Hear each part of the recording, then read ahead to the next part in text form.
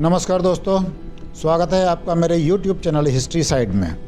दोस्तों, आज हम बात करेंगे कूका आंदोलन की। जी हाँ दोस्तों, कूका आंदोलन के बारे में बहुत कम लोग जानते हैं, जो कि आज़ादी का सबसे पहला आंदोलन था जब सिख नामधारियों ने अंग्रेज़ों की बैंड बजा दी थी। आज़ादी का ये प्रथम विद्रोह था। आज हम इसके बारे में आपको बताएंगे। दोस्तों, वीडियो पसंद आए तो लाइक करना, सब्सक्राइब करना, बेल आइकन को भी पुश करना, जिससे मेरे आने वाले वीडियो के नोटिफिकेशंस आपको मिलते रहें। दोस्तों, आज़ादी का पहला विद्रोह। अंग्रेज़ जब देश में आए थे तो उनको ये नहीं पता था कि भारत में बहादुर लोग भी धर्म और जाति के आधार पर जाने जाते हैं। पहले अंग्रेज़ों को यह पता लगता था कि राजपूत लोग ही सेना में होते हैं और वह देश के लिए लड़ते हैं। अब इंग्लैंड में तो सेना के अंदर होना मात्र धन कमाने का एक साधन था, लेकिन भारत में ऐसा नहीं था। भारत के सैनिक सेना में होते थे तो वह देश और देश भूमि के लिए लड़ रहे होते थे। इनके लिए यह काम रोजगार नहीं था, बल्कि यह तो देश की सेवा होती थी।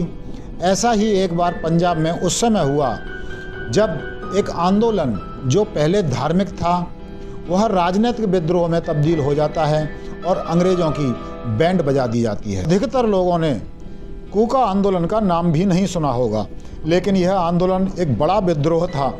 आज़ादी का पहला विद्रोह था जिसका अंत शहीदों के साथ हुआ। आज़ादी का पहला विद्रोह का शंखनाद करने वाले सतगुरु राम सिंह जी के आंदोलन से अंग्रेज कितने भयभीत थे, इस बात से प्रमाणित होता है कि सर्वप्रथम अमेरिका के खतरनाक एवं हिंसक विद्रोहियों के लिए प्रयोग किया गया शब्द कूक्स नामधारियों के लिए प्रयोग किया गया। जापान के विद्रोहियों को कूकाई एवं अब असमी एवं नागा विद्रोहों के लिए कूकी शब्द का प्रयोग किया जाता है। अंग्रेजी रिकॉर्ड में नामधारी स्वतंत्रता संग्रामियों को कूका लिखा गया, इसलिए इतिहास में इस आंदोलन का नाम कूका आंदोलन लिखा गया। कई जगह ऐसा बोला गया है कि ईस्ट कंपनी ने देश में जब सभी जगह अपना अधिकार जमा लिया था तो पंजाब सबसे आखिर राज्य था जहां कंपनी पहुंची थी।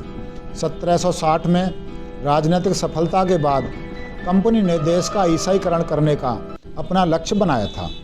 19वीं शताब्दी के मध्य तक भारत के लोगों को ईसाई बनाने का काम व्यक्तिगत और संस्थागत हो गया था।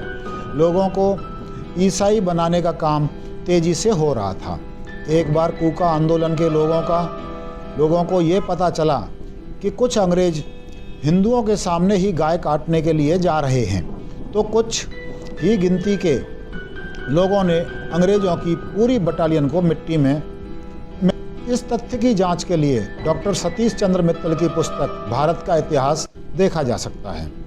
असल में पहले कूका आंदोलन धार्मिक था।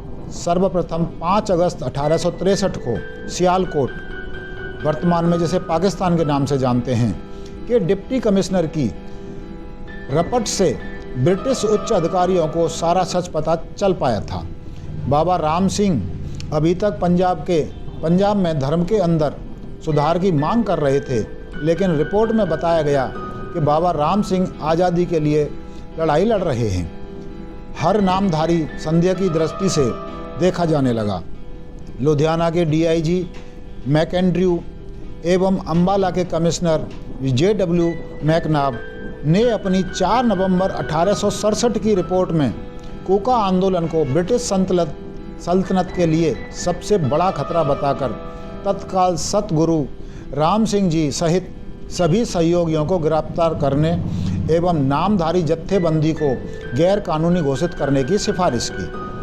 वैसे कुछ इतिहास की पुस्तकें बोलती हैं कि जब बाबा के 150 अनुयायी अंग्रेज़ों से आखिरी टक्कर लेने के लिए बढ़ रहे थे तो इनको रोकने की कोशिश बाबा ने की थी, लेकिन इन 150 लोगों के पीछे 5000 जाने ना जाएं, इसलिए बाबा ने अलग से विद्रोह करने की अनुमति दी थी।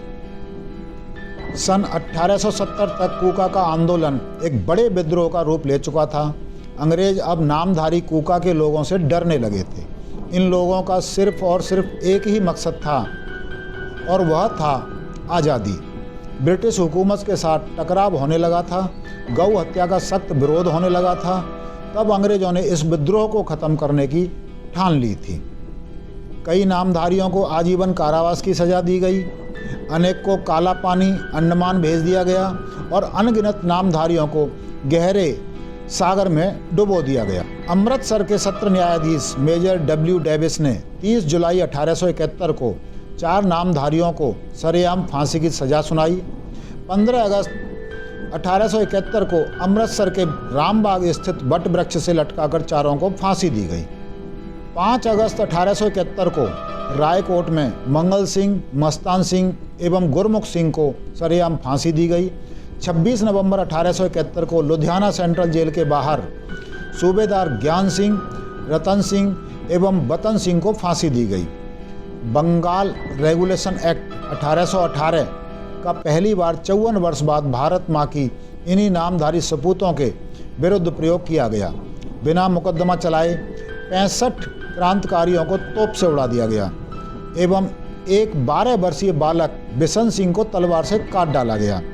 बाद में गुरु राम सिंह जी ने को रंगून जो वर्मा में है एवं उसके बाद मरगोई के बीहड़ जंगलों में नज़रबंद रखा गया। दोस्तों, खुद भगत सिंह ने अपने 2 लेखों में बाबा राम सिंह और उनके अनुयायियों की वीरता का जिक्र किया था। असल में कूका आंदोलन तो आज़ादी की एक सच्ची लड़ाई थी, लेकिन आज इस लड़ाई को हमारे युवा सही से जानते भी नहीं हैं। इसी उद्देश्य से ये वीडियो बनाया गया है, जिससे कि ये लोगों तक पहुँचे और लोगों को कूका आंदोलन के बारे में पता चल सके। धन्यवाद।